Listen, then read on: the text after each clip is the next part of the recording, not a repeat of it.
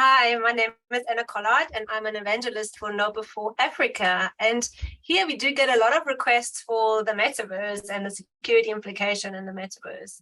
And it's actually funny because the metaverse means a lot of different things to different people. So before I go into it, let me just explain the way I understand the metaverse. Picture these three bubbles that are sort of overlapping in the middle. And the first of these bubbles is all the cool extended reality stuff like virtual reality headsets and augmented reality glasses, and the fact that all of this is becoming much more affordable and accessible and more mainstream.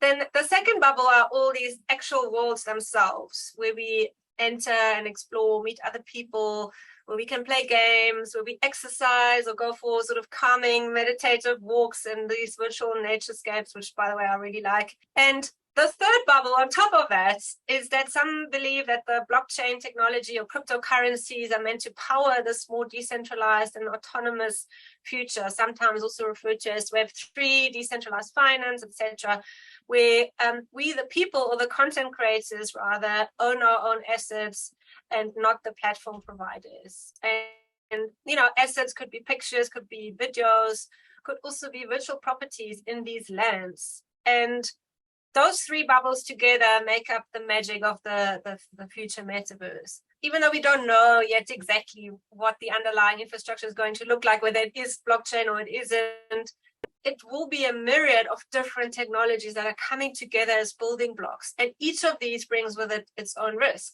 And also the security problems that we have today, scams, impersonation, credential theft, social engineering, misinformation, the list goes on, will just come with us and may even have more damaging impact in the metaverse. For example, phishing attack could use deepfake technology and impersonate trusted avatars or institutions, and look exactly like them, sound like them. And people that are currently already interested in the metaverse are already being duped or targeted by phishing scams that are peddling fraudulent NFTs, metaverse land sales that are fake, or other sort of dubious Web3 projects via social media, Discord, email, and also comments on sort of popular YouTube videos. And another security issue in the metaverse are the actual trolls and sort of inappropriate behavior, sexual and racial harassment, which are problems we are all faced with right now as well.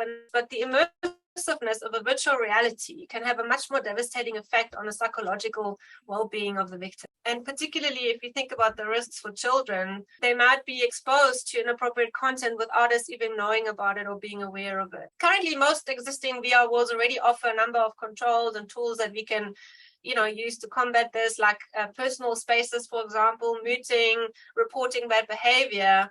But as parents, it's important that we educate ourselves so that we can then also teach our children about these risks, as well as the importance on how to use these tools and protect ourselves and our families in this brave new world.